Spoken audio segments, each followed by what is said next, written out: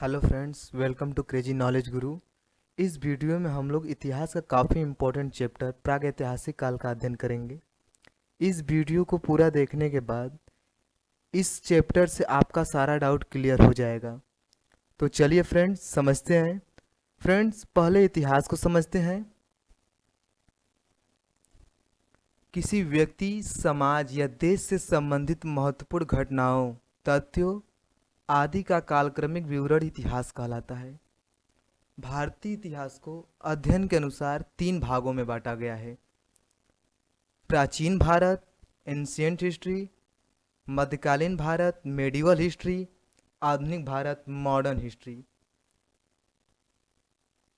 प्राचीन भारत में हम लोग प्रस्तर युग, आदिम मानव, हड़प्पा सभ्यता, ऋग्वैदिक काल, उत्तर वैदिक काल, जैन और बौद्ध धर्म, महाजनपद व मगध साम्राज्य, सिकंदर का आक्रमण, मौर्य वंश और ऐसे ही सभी चैप्टरों का प्राचीन भारत में हम अध्ययन करेंगे।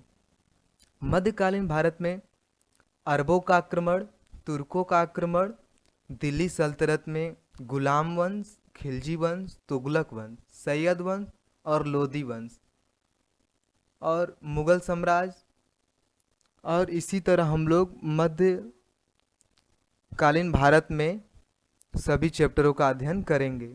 आधुनिक भारत के बारे में बात करें तो यूरोपीय कंपनियों का आगमन, उत्तरवर्ती मुगल राजवंश, बंगाल पर अंग्रेजों का आधिपत्य, ब्रिटिश प्रभुसत्ता की स्थापना, भारत का संवैधानिक विकास और बचे चैप्टरों का भी हम लोग आधुनिक भारत में अध्ययन करेंगे। फ्रेंड्स, आपको क्लियर हो गया होगा कि हमको किस प्रकार से पढ़ना है। हम लोग यहाँ पे ये समझे कि भारतीय इतिहास को अध्ययन के अनुसार 3 भागों में बांटा गया है। बट फ्रेंड्स, साक्ष्य के आधार पे भारतीय इतिहास को भी 3 भागों में बांटा गया है। प्राग ऐतिहासिक काल, प्री हिस्टोरिकल एज, आद्य ऐतिहासिक काल, प्रोटो हिस्टोरिकल एज और ऐतिहासिक काल, हिस्टोरिकल एज। इतिहास के बारे में जानकारी हमें 2 प्रकार के साक्ष्य से मिलती है। एक लिखित साक्ष्य होता है और दूसरा पुरातात्विक साक्ष्य। लिखित साक्ष्य के अंतर्गत धर्म ग्रंथ, ऐतिहासिक ग्रंथ, विदेशियों का विवरण इत्यादि आते हैं। अगर पुरातात्विक साक्ष्य के बारे में बात करें तो इसके अंतर्गत अभिलेख, मुद्राएं, स्मारक, भवन, मूर्तियां, चित्रकला इत्यादि आते हैं। क्लियर हो गया होगा फ्रेंड्स आपको। हम लोग प्रागैतिहासिक काल को समझते हैं। आज के इस वीडियो में हम लोग प्रागैतिहासिक काल का ही अध्ययन करेंगे। तो फ्रेंड्स, पहले हम लोग प्रागैतिहासिक काल को अच्छे से समझते हैं। प्रागैतिहासिक काल यह एक ऐसा कालखंड है जिसका कोई भी लिखित साक्ष्य नहीं है। हमें जो भी जानकारियां प्राप्त हुई है वह केवल पुरातत्व साक्ष्य से ही प्राप्त होती है। यानी ये एक ऐसा कालखंड जिसका कोई लिखित साक्ष्य न हो। जो भी जानकारियां प्राप्त हुई है वो पुरातात्विक साक्ष्य से ही प्राप्त हुई है। आद्य ऐतिहासिक काल का बात करें तो यह एक ऐसा कालखंड है जिसका लिखित साक्ष्य है बट अभी तक पढ़ा नहीं गया है। यानी अभी जो भी जानकारी हमें प्राप्त हुई है आद्य ऐतिहासिक काल के बारे में वो केवल पुरातात्विक साक्ष्य से ही प्राप्त हुई है। ऐतिहासिक काल यह एक ऐसा कालखंड है जिसका लिखित साक्ष्य भी है और पुरातात्विक साक्ष्य भी है। तो उम्मीद करता हूँ फ्रेंड्स तीनों टर्म क्लियर हो गए होंगे आपको। प्राग ऐतिहासिक काल, आद्य ऐतिहासिक काल और ऐतिहासिक काल तीनों क्या हैं, क्लियर हो गया होगा। तो हम लोग प्राग ऐतिहासिक काल को समझते हैं। यह एक ऐसा कालखंड है जिसमें मानव पत्थरों के घरों में पत्थरों को औजार का प्रयोग करता था। प्रागैतिहासिक काल को भी 3 भागों में बांटा गया है। पूरा पाषाण काल, मध्य पाषाण काल, नवपाषाण काल। हम लोग प्राचीन भारत में प्रस्तर युग यानी आदि मानव का अध्ययन के लिए कहे थे। फ्रेंड्स, आदि मानव प्रस्तर युग प्रागैतिहासिक काल के ही अंतर्गत आता है। ये बात आपको क्लियर हो गई होगी। पूरा पाषाण काल को 3 भागों में बांटा गया है। फ्रेंड्स, अगर इसके डाटा की बात करें तो 5 लाख से 10,000 ईसा पूर्व माना जाता है। अलग अलग किताबों में अलग अलग बताया गया है फ्रेंड्स, तो आप बिल्कुल घबराइएगा नहीं। मध्य पाषाण काल 10,000 से 8,000 ईसा पूर्व तक माना गया है। नौ पाषाण काल का समय 8,000 से 6,000 ईसा पूर्व माना गया है। फ्रेंड्स, हम लोग पूरा पाषाण काल को समझते हैं। पूरा पाषाण काल को भी 3 भागों में बांटा गया है। निम्न पूरा पाषाण काल, मध्य पूरा पाषाण काल, उच्च पूरा पाषाण काल। तो फ्रेंड्स, पूरा पाषाण काल यानी स्टोन एज के हम लोग तीनों प्रारूप को सीक्वेंस वाइज एक एक करके समझते हैं। तो पहले हम लोग निम्न पूरा पाषाण काल को समझते हैं। अगर इसके समय की बात करें तो 5 लाख से 50,000 ईसा पूर्व। मध्य पूरा पाषाण काल के बारे में बात करें तो 50,000 से 40,000 ईसा पूर्व। उच्च पूरा पाषाण काल का समय 40,000 से 10,000 ईसा पूर्व। निम्न पूरा पाषाण काल, इस काल में मानव क्वार्टजाइट पत्थर का प्रयोग करते थे। वह चापर चापिंग, पेबुल संस्कृति और हैंडेक्स संस्कृति इसी काल से संबंधित है। सर्वप्रथम आग का प्रयोग इसी काल में हुआ था, बट नियमित रूप से नहीं हुआ था। हथनौरा से एक मानव की खोपड़ी प्राप्त हुई जो इसी काल से संबंधित है। एक नोट्स ध्यान रखिएगा। सर्वप्रथम रॉबर्ट ब्रूस फुट ने 1863 ईस्वी में चेन्नई के पास पलवरप नामक स्थान से प्रथम हैंडेक्स यानी हाथ की कुल्हाड़ी प्राप्त की थी। यहाँ एक कई बार क्वेश्चन में पूछा गया है फ्रेंड्स, तो इस चीज़ को आप बिल्कुल ध्यान रखिएगा।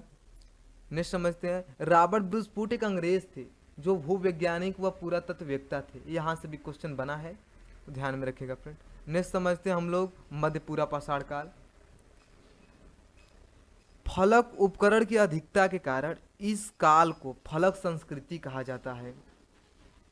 फलक एक प्रकार का औजार होता है जो पत्थरों को तोड़कर बनाया जाता है। इस काल में कुत्ते को पालतू बनाया गया। इंपॉर्टेंट है फ्रेंड्स। उच्च पूरा पाषाण काल को समझते हैं। इस युग के उपकरण ब्लेड की तरह पतले व धारयुक्त होते थे। आधुनिक मानव होमो सेपियंस का उदय इसी काल में हुआ था। एक नोट ध्यान में रखिएगा। पूरा पाषाण काल को पैलियोलिथिक युग भी कहा जाता है। फ्रेंड्स, यहाँ पर हम लोग पूरा पाषाण काल का अध्ययन कर लिए, उसके तीनों प्रारूप को समझ लिए। नेक्स्ट समझते हैं मध्य पाषाण काल। मध्य पाषाण काल 10,000 से 8,000 ईसा पूर्व इसका समय है। भारत में मध्य पाषाण काल के विषय में जानकारी सर्वप्रथम CL कार्लाइल द्वारा सन 1867 ईस्वी में विंध्य क्षेत्र से लघु पाषाण उपकरण खोजे जाने से हुई। मध्य पाषाण युग के लोग शिकार करके, मछली पकड़ करके अपना जीवन व्यापन करते थे। मध्य पाषाण काल को माइक्रोलिथिक युग के नाम से भी जाना जाता है। माइक्रोलिथिक युग के नाम से इसलिए जाना जाता है फ्रेंड्स, क्योंकि इस समय के औजार काफ़ी सूक्ष्म, काफ़ी छोटे थे। इस कारण से मध्य पाषाण काल को माइक्रोलिथिक युग के नाम से भी जाना जाता है। क्लियर हो गया होगा आपको। तीर कमान का विकास इसी काल से संबंधित है। इस काल में आग की खोज नियमित रूप से हो गई थी। तो फ्रेंड्स, क्लियर हो गया होगा आपको। वहाँ पे हम लोग आग की खोज पढ़े थे, बट वहाँ नियमित रूप से नहीं था। मध्य पाषाण काल में नियमित रूप से आग की खोज हो गई थी। नौ पाषाण काल 8,000 से 6,000 ईसा पूर्व माना जाता है इसका समय। भारत में नौ पाषाण काल से संबद्ध पुरातात्विक खोज प्रारंभ करने का श्रेय डॉक्टर प्राइमरोज को जाता है। कृषि और पशुपालन का आविष्कार इसी काल में हुआ था। ये इम्पोर्टेंट फ्रेंड्स, क्वेश्चन यहाँ पे से बनता है, ध्यान में रखिएगा। कृषि के प्राचीनतम साक्ष्य नौ पाषाणकालीन स्थल मेहरगढ़ से मिले हैं। इलाहाबाद में स्थित कोल्डिहवा एकमात्र ऐसा नौपाषाणिक पूरा स्थल है जहाँ से चावल या धान के प्राचीनतम साक्ष्य प्राप्त हुए हैं। नौपाषाण काल के लोग स्थायी घर बनाकर रहते थे। चूंकि स्थायी घर बनाकर रहने का कारण ये था कि यहाँ पे कृषि का प्रारंभ हो चुका था और कृषि के लिए कम से कम 1 साल का समय देना पड़ता था, इसलिए लोग स्थायी घर बना करके रहना शुरू कर दिए। सर्वप्रथम मिट्टी के बर्तनों का प्रयोग इसी काल में हुआ था। पहिए का आविष्कार नवपाषाण काल में ही हुआ था। टंकित, घर्षित और पालिशदार पाषाण उपकरण नवपाषाण काल से ही प्राप्त हुए। कुछ इंपॉर्टेंट पॉइंट समझते हैं फ्रेंड्स। मानव की उत्पत्ति टर्सरी युग के प्लायोसीन काल में हुई है। सबसे प्राचीनतम मानव रामापिथकस है। यदि फ्रेंड्स एग्जाम में यदि रामापिथकस ऑप्शन में नहीं है तो आप ऑस्ट्रेलोपिथेकस ही टिक करके आइएगा, ठीक है। कार्बन 14 को समझते हैं फ्रेंड्स। इसका उपयोग जीवाश्म का आयु ज्ञात करने में किया जाता है। इससे यह पता चलता है कि कौन सी वस्तु किस काल से संबंधित है। यह एक समस्थानिक है। जब हम लोग फ्रेंड्स केमिस्ट्री के रेडियो सक्रियता चैप्टर का अध्ययन करेंगे तो उसमें हम आपको बताएंगे समस्थानिक के बारे में, वहाँ आपका क्लियर हो जाएगा समस्थानिकों के बारे में।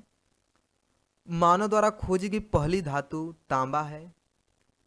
ताम्रपाषाण युगीन मानव ने भारत में पहली बार ग्रामीण सभ्यता की स्थापना की।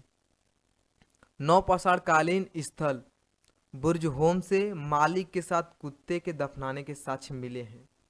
इस चीज को भी ध्यान में रखिएगा। नवपाषाण कालीन स्थल मदहा से गोलाकार झोपड़ियाँ व पशुबाड़ा के साक्ष्य मिले हैं। फ्रेंड्स अगले वीडियो में हम लोग इस चैप्टर का टेस्ट लगाएंगे। यदि हमारा वीडियो आपको अच्छा लगा हो तो प्लीज़ वीडियो को लाइक कीजिए, हमारे चैनल को सब्सक्राइब कीजिए। मिलते हैं फ्रेंड्स अगले वीडियो में। जय हिंद, जय भारत।